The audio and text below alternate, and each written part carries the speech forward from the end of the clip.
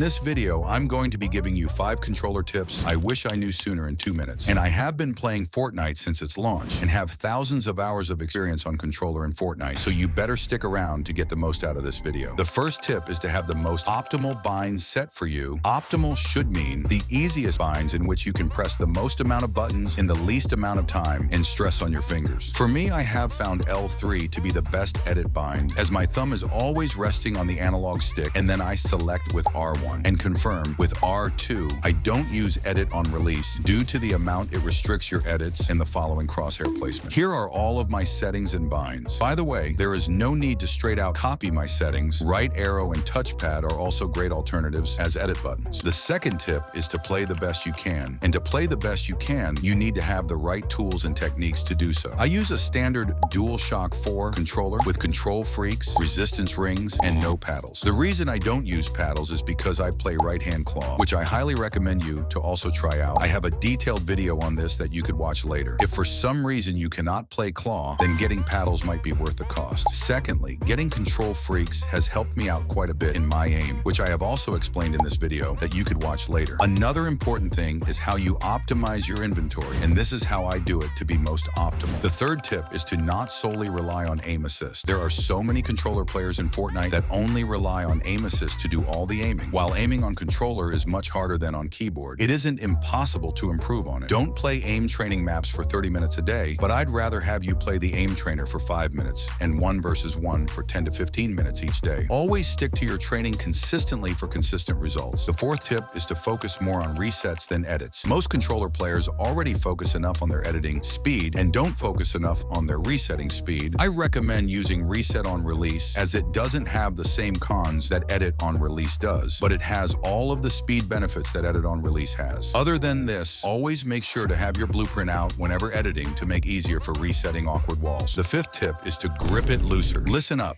I meant to grip your controller looser. A lighter grip has several benefits, such as a lighter grip reduces tension in your hands and wrists, which makes small thumbstick adjustments smoother and more accurate. A tight grip strains your fingers, wrists, and forearms over time. Loosening up allows you to play longer without cramps or soreness. When your hands are relaxed, you can move your thumbs and fingers more freely, helping with quick edits, building, or switching weapons. Pro players know that fatigue kills performance. A looser grip conserves energy, so you stay sharp during extended matches. Subscribe if this video gave you any value, and check out my Fortnite maps.